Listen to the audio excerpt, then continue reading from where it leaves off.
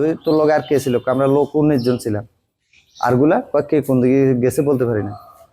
পরে ওরে জিজ্ঞাসা করলাম যে তোর বাড়ি কই, আর কে ওই সময় কিছু কইতে পারেনি।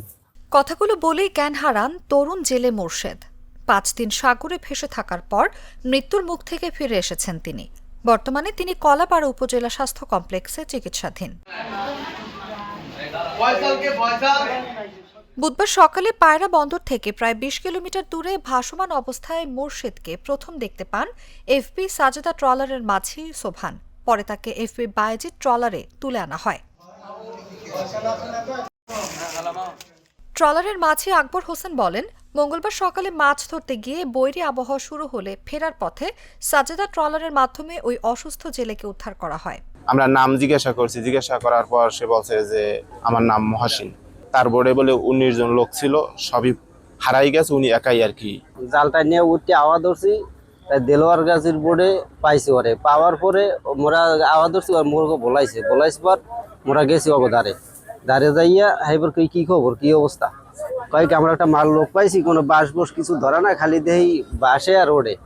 হ্যাঁ, আমাকে জাল টানা হয় না, তাই তোমরা ঘাটে যাও, তোরা লইয়ে যাও। এফবি বায়েজিদের ছেলে সিরাজ যোগ করেন, যখন তাকে মোর্শেদকে উদ্ধার করা হয় তখন সে মৃতপ্রায় ছিল।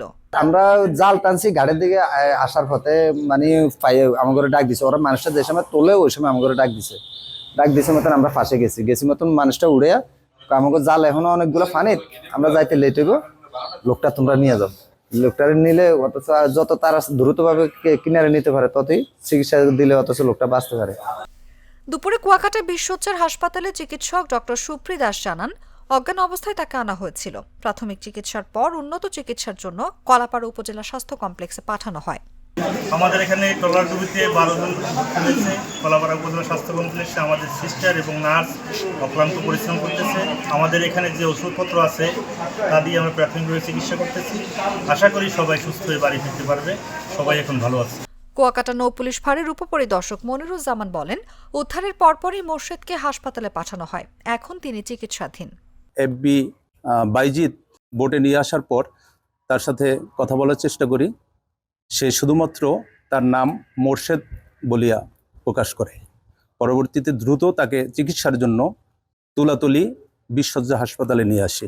হাসপাতালের ডাক্তার তাকে পরীক্ষা নিরীক্ষা করে, প্রেশার সবকিছু পরীক্ষা নিরীক্ষা করে ফার্স্ট এড দিয়ে তাকে উন্নত চিকিৎসার জন্য কলাপাড়ায় রেফার করেন। তার চিকিৎসার অব্যাহত আছে।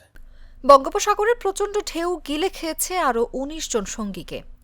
একা বেঁচে ফিরে আসা মোর্শেদ আজ নিস্তব্ধ সাক্ষী সাগরের নির্মমতার।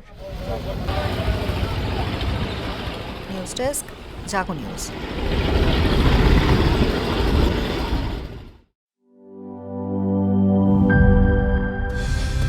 কালার এক্সপার্ট, জর্জ স্যাপ এবং মাইল্ড অন হ্যান্ডস টেকনোলজি সমৃদ্ধ অরিক্স ক্রিস্টাল ওয়াশ আপনার লন্ড্রি এক্সপার্ট।